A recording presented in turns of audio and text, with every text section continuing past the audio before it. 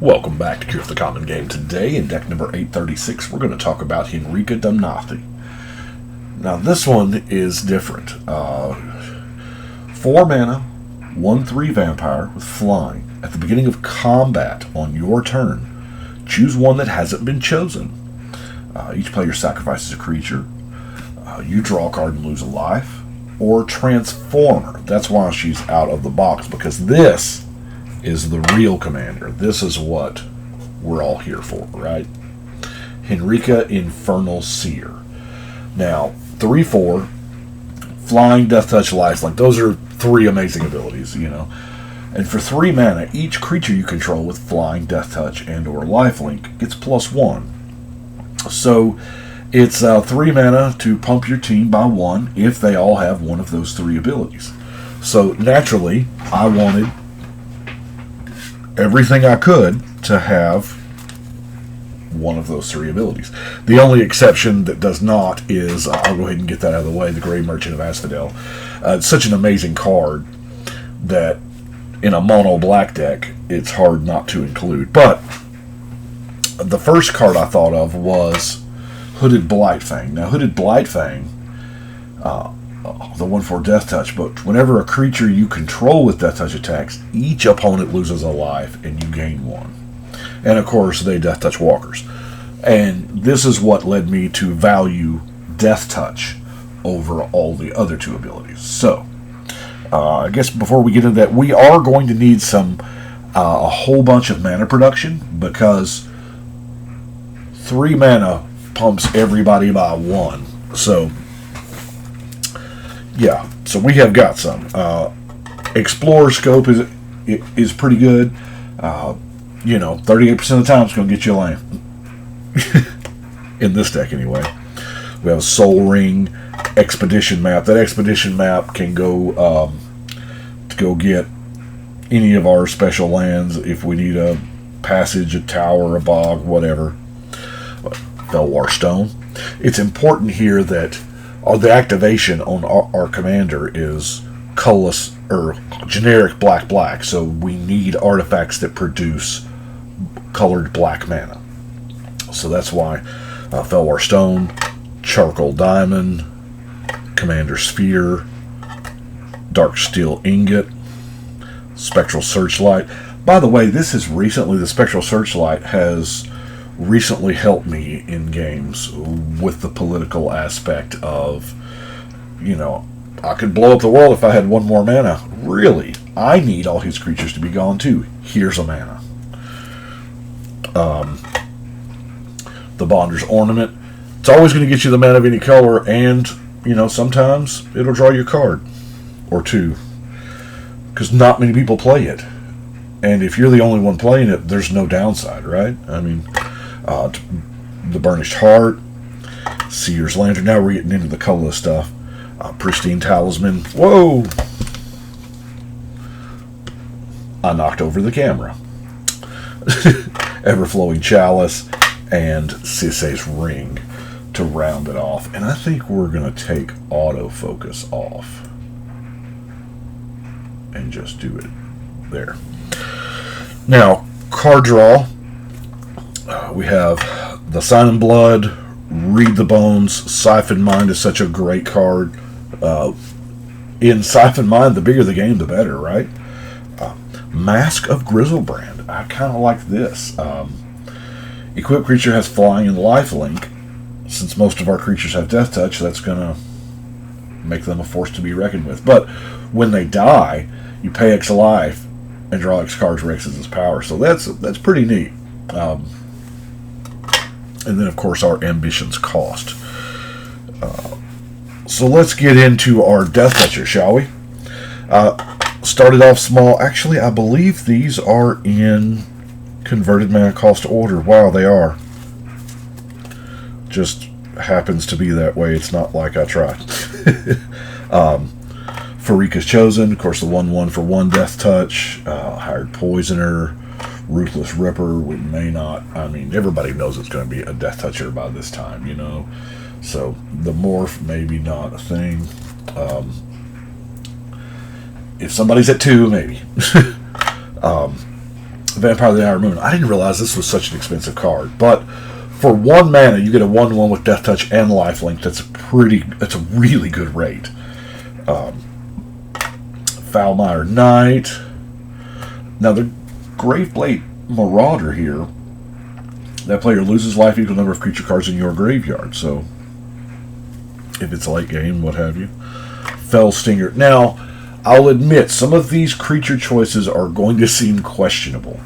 But number one, I like to play with cards nobody plays with, and just because, Death Touch Exploit. I tried to combine those two, didn't I? Izareth the Awakener. Return target creature with CMC X, so hey. Vampire Nighthawk. You knew it was in here. Speaking of good rates, this is, Flying, Death Touch, Lifelink, 2/3 for 3 mana. This is amazing. I probably should have put a Dark Ritual in just for this card. Or maybe for Egon. Maybe not for Egon, because Egon you don't want to throw out there on turn 1. But it's a good card. Hobbling Zombie. Yes, I know. When it dies, you get a 2/2 Decayed Zombie, but it is a 2/2 Death Touch. Death Gaze Cockatrice, like I said, some questionable. But Flying Death Touch is a thing. It keeps a lot of things off of you. As well as the Bone Picker. Gonti, the Lord of Luxury, has Death Touch. Diregraph Scavenger. Zombie Bear. Is that a sword through its head? Oh my gosh. I hadn't really looked at that art till it's blown up big on my screen, obviously, but wow. The Desecration Demon does not have Death Touch, but it does have Flying, and it does encourage them to sacrifice a creature, so we can do Bone Picker things or whatever. And we can grant it the Death Touch with the Mask or what have you. The Vengeful Reaper. This one's not bad either. Flying, Death Touch, or Haste, and you can put it on layaway. Pay for it when you're ready. Aetherborn Marauder. Now, obviously, that good one that has the Lugoif type ability from Zendikar Rising. That one's amazing. I don't have it, but it should be in here. Vengeful Pharaoh. Knight Incarnate. This is a neat one. All creatures get -3/-3 when it dies. We got the Zathrid Gorgon. Yeah. Gains Defender. Can't be activated. So your static abilities that just apply all the time, like a Thalia or whatever. But if you've got somebody who has a combat-oriented commander, this is better than killing it. Because it just gains Defender and can't be activated. So their big, huge Atarka or whatever it is just is sitting there. The Acid Spewer Dragon, Flying and Death Touch, which is way overpriced for a 3/3. Yeah, you get the bonus of putting, if you flip it up, counter on each other dragon you control, which is 0. We have Thief of Blood. It does have Flying, not the Touch, but it does. You get all counters from all permanents, it's not nothing. I have seen Thief of Blood either be the best card in my hand or the worst card in my hand. It seems like there's no middle ground. The Void Beckoner. Because 8/8s need Death Touch, They totally do. And then lastly, a little out of order, the Harvester of Souls can also, draw you a card or two. I do have like a 5-card other category here. I'm going to try this Reaping the Graves. Now, it is an instant. You raise dead a creature, but it has Storm. So, yeah, you might hold it in your hand for a little while, and I figure the best we're going to get is, what would it take for this to be a good card? Because on other players' turn, they're generally going to what? They'll play a spell, somebody will counter it. So the best you can hope for, and if they play something else, is 3 spells on somebody else's turn, right? And then you can Reap the Graves and get 4 creatures back. I think that, I mean, if you get any more than that, if you go up against the Storm deck or whatever, you can get all your dead guys back. But, you know, I don't know how dependable that's going to be. Tainted Strike, just going to give something infect. Yeah, why not? Locks it on Warhammer, passing out the lifelink and the trample. Maybe on our commander, maybe on our giant 8/8 Death Toucher. I don't know. Vorpal Sword. How I got to Vorpal Sword was, yes, it does grant Death Touch. We've got a few creatures that don't have it. But, +2, okay, for 1 to cast, 2 to equip. But that 8 mana activation, I was already so deep in the mana production and the mana ramp that I steer away from Vorpal Sword because of the 8 mana commitment to the activated ability. I mean, you're going to want to do it, right? I figure this deck's got a shot to make that work.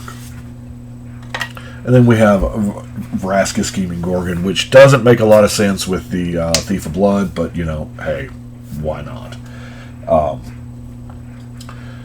It pumps your team, destroys a creature, and then they gain Death Touch, and then whenever this creature deals damage to an opponent, they lose the game. So that was... I know you're not supposed to choose a walker based on its ultimate, but I got a feeling that not a lot of people are going to attack into a field full of Death Touchers.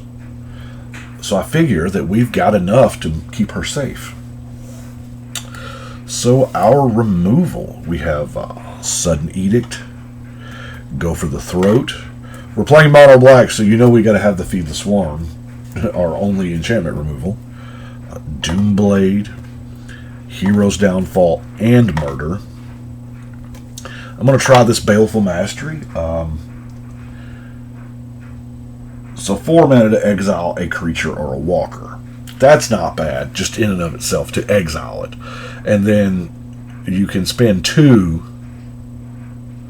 and opponent draws a card. And an opponent. So you get to make the deal with somebody that will actually cost you less. If I let you draw a card, will you not attack me next turn? Whatever your deal may be. Tendrils of Corruption, just a great card. Instant speed, creature removal, you're going to gain some life. It's kind of based off of actual Corrupt, which can be a creature removal spell, or it can also be a player removal spell. And then we have Ether Snap. I figure since I was running with Thief of Blood, I might as well Ether Snap. I like Ether Snap a little better because it exiles all tokens. And sometimes your token decks can just come out of nowhere. You know, at the beginning of their turn, they may have 1 or 2 tokens, and at the end of their turn, they may have 20. Who knows? Unless you're Clay, he's going to have a couple of thousand. But, yeah, I like the Ether Snap. And that brings us to our 7 non-basic lands. Like I said, the Rogue's Passage. Now your map is the map. Your 1-drop artifact that runs and gets a land. It doesn't have to be a basic, but it puts it in your hand. So you get your Rogue's Passage to make sure whatever it is gets through. Bajuka Bog if somebody's abusing their yard. Reliquary Tower. I put that in there mainly because of the Mask of Grizzlebrand. We have a little bit, but Mask of Grizzlebrand could potentially draw you cards, and you don't want to have to discard. The Witch's Cottage, you know. Target creature card from your graveyard, why not? And then our 3 cycling lands, the Barren Moor, Polluted Mire, and Desert of the Glorified, along with a whole bunch of swamps. And that is Henrika. I have not had the pleasure of playing this one yet. I will probably play it this weekend. But we will get Henrika ready and put her onto the wall. Can we see it? Just barely. That chair's almost in the way, isn't it? But 836 goes over here and gets put onto the wall. That way we can play it.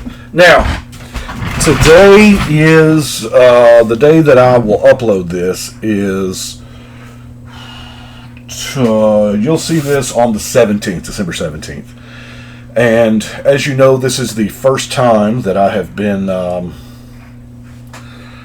don't want to use the word retired because I'm going to go back to work. It's just I'm going to go back to work for myself, obviously. But on a work sabbatical, and I think it's 15 minutes in, have to... no, most of the viewers are not going to watch this long, but for those of you that do, this is it for me for the year. We're down to crunch time with Christmas, and we got, shopping and wrapping gifts, and I've got making gifts because I'm doing a lot of homemade things for the kids, something that means something, But anyway, it eats up quite a bit of time.